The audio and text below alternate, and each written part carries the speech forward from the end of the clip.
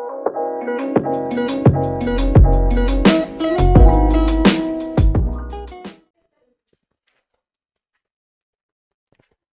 Viewers, আজকের ভিডিওতে আমি এসি সার্কিটের আরও একটি গুরুত্বপূর্ণ প্রবলেম সলভ করব।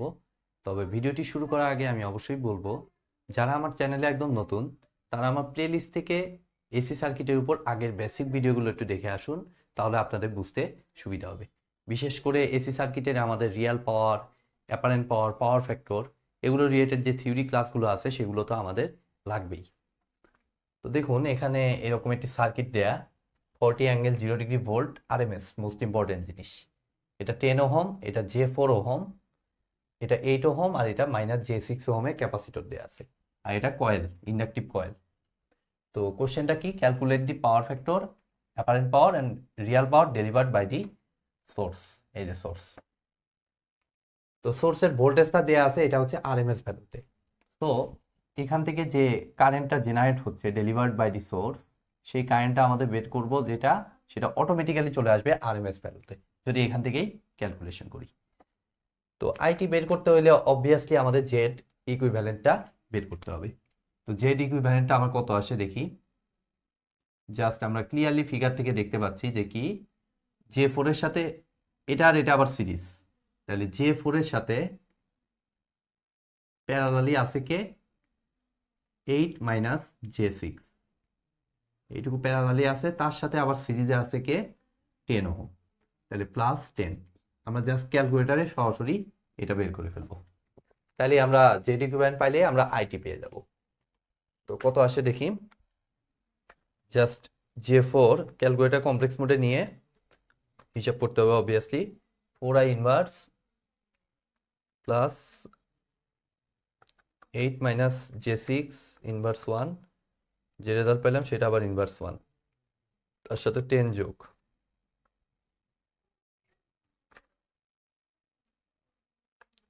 202/17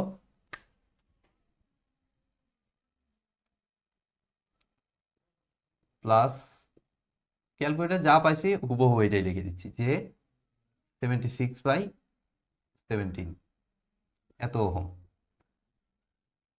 তো ইমাজিনারি পার্টে যেহেতু প্লাস পাইছি, সো অবভিয়াসলি এটা ইন্ডাকটিভ টাইপ লোড হবে নেট রেজাল্টটা, এবং সাথে কি হবে, আমাদের পাওয়ার ফ্যাক্টরটা ল্যাগিং আসবে। তো দেখি তাই হয় কিনা।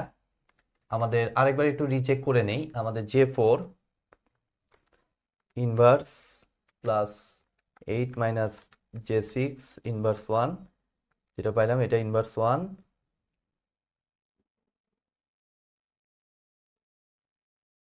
প্লাস 10। ঠিক আছে।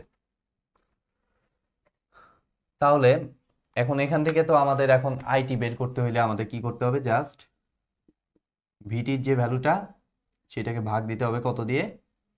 জেড ইকুইভ্যালেন্ট দিয়ে। তো ভিটির ভ্যালুটা হচ্ছে আমার কত? 40 ∠0°। তো এটা 40 ∠0° লিখলাম, ডিভাইডেড বাই ভাগ হবে কত? 202/17 প্লাস জে 76/17। তাহলে ক্যালকুলেটর সহজেই ভাগ করে দেই, এটা 40/202/17 প্লাস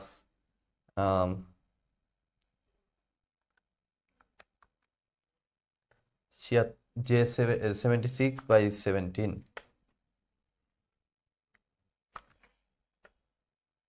যে রেজাল্ট পাইলাম সেটাকে আরথিটা ফর্মে নিব, যেটা কিনা আমার আসতেছে আইটির ভ্যালুটা আসতেছে কত? 3.15। আরথিটা ফর্মে নিয়ে নিচ্ছি একদম, 07 অ্যাঙ্গেল -20.686182°। অবশ্যই এটা হবে আরএমএস ভ্যালু, কেননা ভিটির ভ্যালুটা আমরা হুবহু এখানে যা ছিল সেটাই বসাইছি, সো আইটিটাও কিন্তু আমার আরএমএস ভ্যালুতেই আসবে।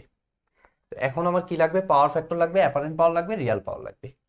তাহলে কিভাবে বের করবো? জাস্ট এস অ্যাপারেন্ট পাওয়ারটা কি, যেহেতু আরএমএস ভ্যালুতে রেজাল্ট দেওয়া, আমরা জাস্ট ভিআরএমএস আইআরএমএস গুণ করে দিব। যদি ম্যাক্সিমাম ভ্যালুতে রেজাল্টটা দেওয়া থাকতো, কিছু উল্লেখ না থাকতো, তখন আমরা সেটাকে ম্যাক্সিমাম ভ্যালু ধরে নিতাম। তো সেই ক্ষেত্রে হয়তো হাফ ভিএম আইএম, এই বিষয়টি একটু খেয়াল রাখবেন, এটা নিয়ে কিন্তু অনেকেরই সমস্যা হয়। তো ভিআরএমএস হচ্ছে 40, তার সাথে মাল্টিপ্লাই হবে কত, আইআরএমএস কত পাইলাম 3.1507।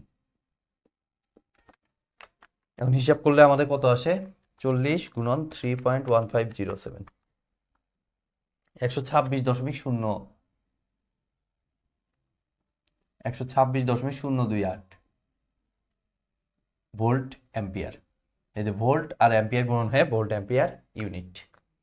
আর পাওয়ার ফ্যাক্টরটা কত, পাওয়ার ফ্যাক্টর ফর্মুলা হচ্ছে কি, cos theta V minus theta I.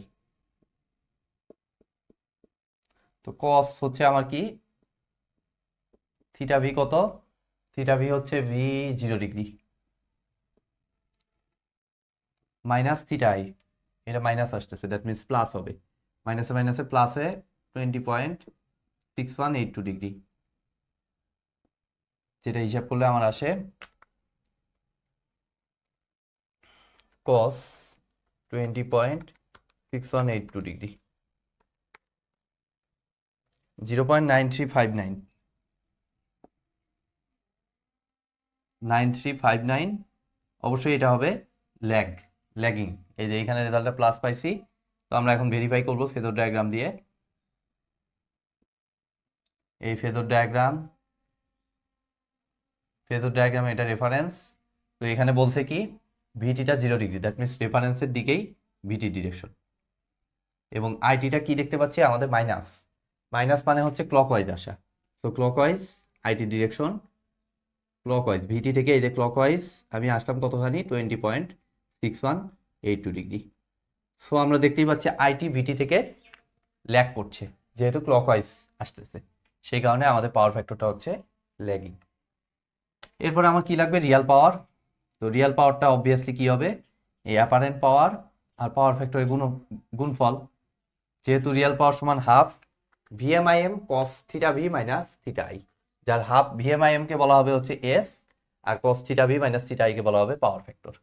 তাহলে এই দুটো জাস্ট গুণন করে দিলে আমাদের দেখুন আসতেছে 126.028 ইন্টু 0.9359। তাইলে দেখুন এই দুটো গুণন করলে 126.028 গুণন করলে 117.956, 117.956, আর রিয়াল পাওয়ারের ইউনিট হচ্ছে ওয়াট। তো আমি একটু রেজাল্টটা একটু চেক করে নিচ্ছি।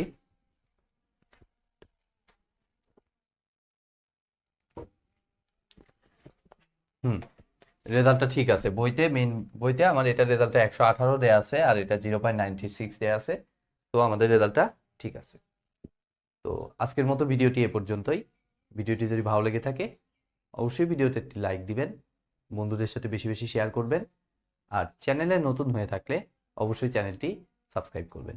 ধন্যবাদ।